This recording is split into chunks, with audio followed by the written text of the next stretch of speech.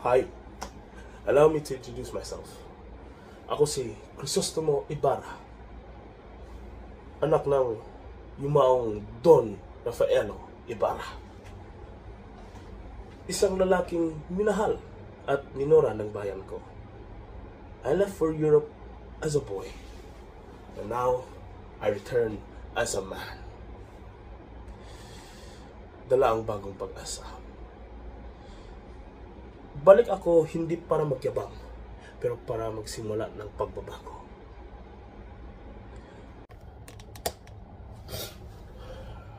Five years.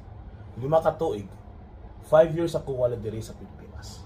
And now, I'm back. Balik-bayan na naman, pero sorry ha, walang pasalubong.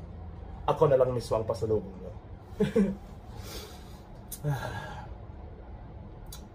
I left full of hope. Nag-aral ako, naglakbay, nagbasa.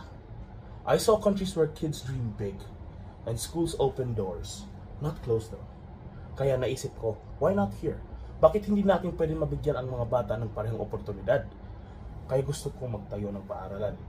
Dili lang para sa mayaman, kundi para sa tanan. But here, ang pagbabago parang Wi-Fi signal. Weak, unstable. Minsan pa, dead spot. Hello? Padre Damaso? Signal check. Padre Damaso. Siya yung tipong hindi mo friend sa Facebook, pero siya yung lagi may comment. Lagi pang angry react. But I'm not here to make enemies. Alright? Wala ako dito para sa away.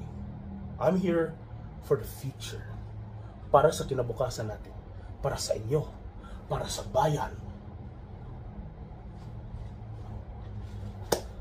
Kung magpapatuloy ang takot at pananahimik, wala'y mausab.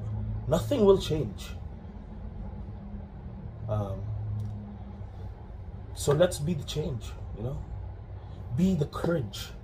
Be the light that breaks the darkness.